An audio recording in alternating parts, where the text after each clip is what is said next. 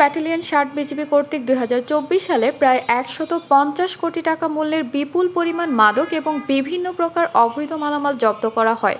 পাশাপাশি ৮৬ জন আসামিকে আটক করা হয়। সুলতানপুর ৬০ বিজিবি এক প্রেস বিজ্ঞপ্তির মাধ্যমে এই তথ্য নিশ্চিত করেছেন। বিজিবি জানায়, সুলতানপুর ব্যাটালিয়ন ৬০ বিজিবি এর দায়িত্বপূর্ণ এলাকার কুমিল্লা জেলার সীমান্তবর্তী আদর্শ সদর, ব্রাহ্মণপাড়া ও বুড়িচং উপজেলার সীমান্তবর্তী বিওপি এবং ব্রাহ্মণবাড়িয়া জেলার সীমান্তবর্তী আখাউড়া ও কসবা উপজেলার সীমান্তবর্তী বিওপি কর্তৃক সীমান্ত রক্ষার পাশাপাশি মাদক ও অন্যান্য চোরাচালান রোধে অত্যন্ত কার্যকর ভূমিকা পালন করেছে, যা গত ২০২৩ সালের তুলনায় ২০২৪ সালে মাদক এবং চোরাচালান বিরোধী অভিযান পরিচালনা করে সর্বমোট ১৪৬ কোটি ৯৪ লক্ষ ৮,৩১৯ টাকা মূল্যের বিপুল পরিমাণ ভারতীয় অবৈধ মাদক এবং বিভিন্ন প্রকার মালামাল জব্দ করে সরকারি রাজস্ব আয় বৃদ্ধিতে গুরুত্বপূর্ণ ভূমিকা পালন করে।